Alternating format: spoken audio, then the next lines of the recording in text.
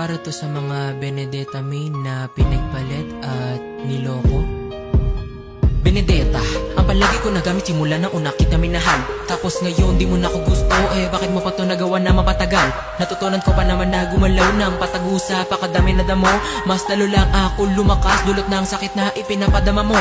Kakagamit ko ng passive, halos di na nga to katakataka. Habang ako yung dumadash, patagong rumiretri yung iba. Lubos ako na nagtiwala, ako lang ang tangi mong gusto. Kaso gusto mo pala ng fanimin, halos gumuho mundo ko. Di na nga sapat ang petrify, di mo na kailangan patigilin. Tong sakit ng pagalis mo sa akin, di na kailangan pampigilin. Kasi cable ng iba, dun mo naisipan na sumama. Kesa sa akin puro dash lang, pinagpalit mo tong Benedetta. Pero ayos lang kung saan ka masaya, doon ako. Yung mga what if pa ni Charles, lahat nagkatotoo. Madadama ko ang sakit kahit galaw ko ay malasin.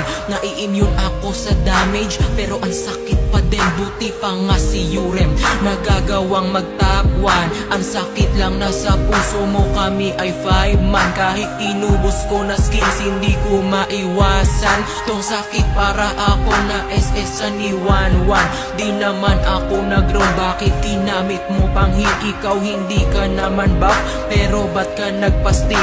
Kung alam ko lang na delik